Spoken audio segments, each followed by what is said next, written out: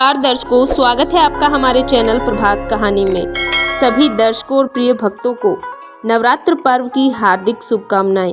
आज मैं आप सभी दर्शकों को माता दुर्गा के तीसरे दिव्य रूप मां चंद्रघंटा की कथा सुनाऊंगी। कथा पसंद आए तो वीडियो को लाइक और चैनल को जरूर सब्सक्राइब करें।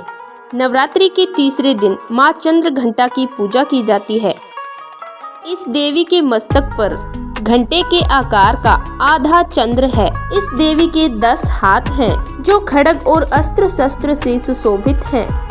एक बार महिषासुर नाम के एक राक्षस ने स्वर्ग पर आक्रमण कर दिया। उसने देवराज इंद्र को हराकर स्वर्गलोक पर विजय प्राप्त कर ली और स्वर्गलोक पर राज करने लगा। युद्ध में हारने के बाद सभी देवता इस समस्या के निदान के लिए त्रिदेवों के पास गए।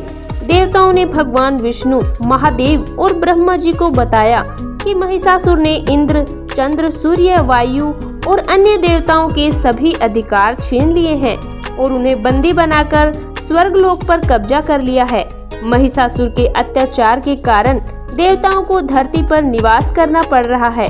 देवताओं की बात सुनकर त्रिदेवों को अत्यधिक क्रोध आ गया और उनके मुख से ऊर्जा उत्पन्न होने लगी। उसके बाद यह ऊर्जा 10 दिशाओं में जाकर फैल गई। उसी समय वहां पर देवी चंद्रघंटा ने अवतार लिया। भगवान शिव ने देवी को त्रिशूल, विष्णु जी ने चक्र दिया। इस तरह अन्य सभी देवताओं ने भी मां चंद्रघंटा को अस्त्र शस्त्र प्रदान किए।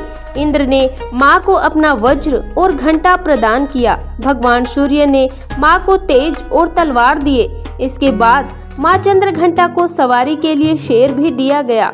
मां अपने अस्त्र शस्त्र लेकर महिषासुर से युद्ध करने के लिए निकल पड़ी। मां चंद्रघंटा का रूप इतना विशालकाय था कि उनके स्वरूप को देखकर महिषासुर अत्यंत डर गया। महिषासुर ने अपने असुरों को मां चंद्रघंटा पर आक्रमण करने के लिए कहा। सभी राक्षस युद्ध करने के लिए मैदान में उतर गए। मां चंद्रघंटा ने सभी राक्षसों का संहार कर दिया। मां चंद्रघंटा ने महिषासुर के सभी बड़े राक्षसों को मार दिया और अंत में महिषासुर का भी अंत कर दिया। इस तरह मां चंद्रघंटा ने देवताओं की रक्षा की और उन्हें स्वर्गलोक की प्राप्ति करवाई। सिंह पर सवार इस देवी की मुद्रा युद्ध के लिए उद्यत रहने की है। इनके घंटे सी भयानक ध्वनि से अत्याचारी दानव, दैत्य और राक्षस कांपते रहते हैं। नवरात्रि के तीसरे दिन मां चंद्रघंटा की पूजा का बहुत महत्व है। इस देवी की कृपा से साधक को अलौकिक वस्तुओं के दर्शन होते हैं, दिव्य सुगंधियों का अनुभव होता है और कई तरह की ध्वनियां सुनाई देने लगती है।